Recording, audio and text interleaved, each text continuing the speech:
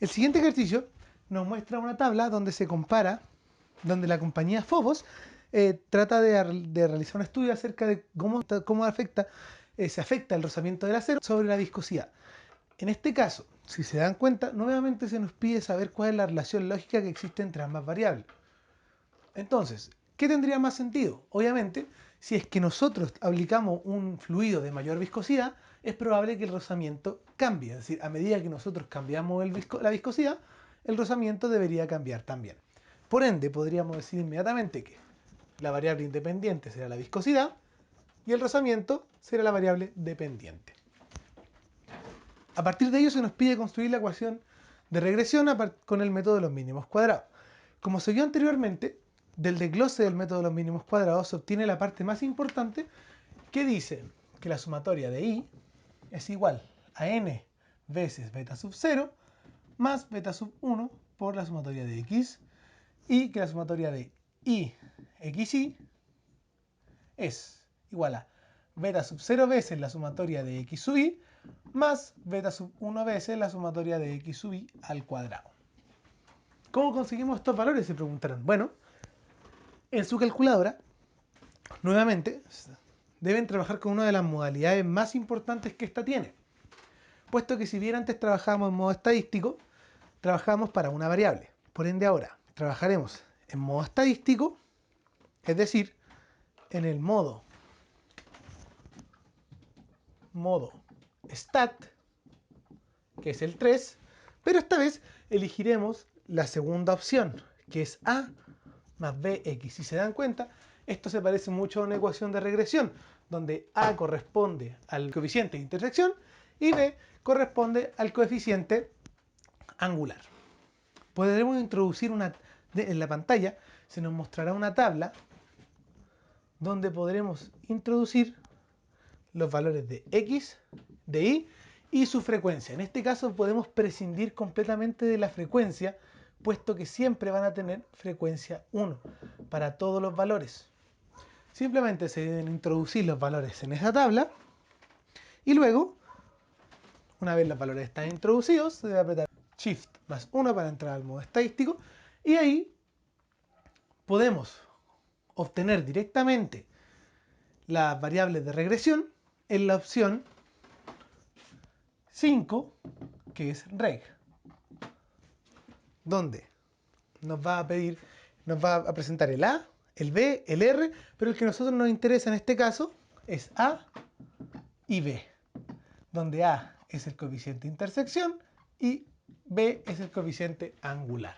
De lo contrario, si nos exigen que sea por método de los mínimos cuadrados, la opción a utilizar es presionar la opción 3, que es sum. Esta opción nos va a dar acceso a todas las posibles sumatorias que se pueden rescatar. De esta opción, yo recomiendo siempre que se extraigan las sumatorias más importantes que se van a utilizar para todos los cálculos y no solamente el de los mínimos cuadrados, para no tener que volver a introducir esta tabla otra vez. Es importante que de aquí se extraiga, entonces, la sumatoria de los x, sumatoria de los x cuadrados, sumatoria de los xy, sumatoria de los y sumatoria de los y cuadrados. Se preguntarán por qué la sumatoria de los y cuadrados. Bueno, lo veremos más adelante cuando entremos en ANOVA. Del mismo modo, les recomiendo encarecidamente que extraigan, tal y como se hacía para una variable, de la opción 4, que es var,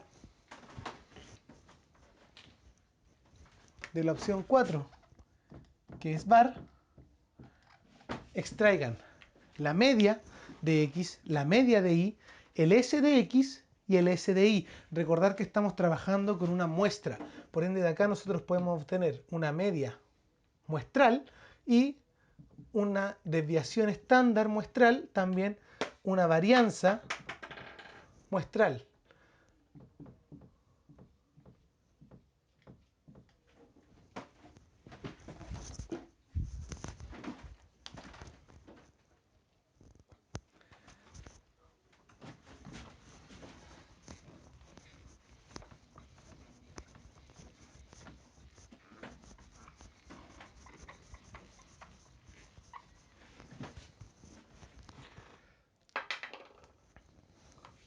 Entonces, tal y como se hizo anteriormente, se tiene que construir las ecuaciones a partir de los datos obtenidos. En mi caso, obtuve que mis ecuaciones de regresión, mis ecuaciones para poder realizar el mínimo cuadrado, son las siguientes. Obteniendo estas ecuaciones de regresión, simplemente basta con introducir esos datos en la calculadora en forma de sistema de ecuaciones para obtener los valores de los coeficientes de regresión, que son beta sub 0, beta sub 1, donde beta sub 0 es igual a 234,0707 y beta sub 1 es menos 3,5086.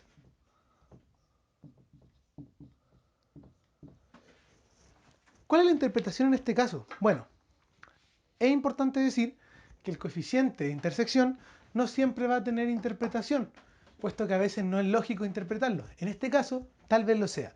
Considerando que nuestra variable x es la viscosidad y la variable y es el rozamiento, tiene sentido que si x es 0 en la ecuación de regresión, veámoslo inmediatamente,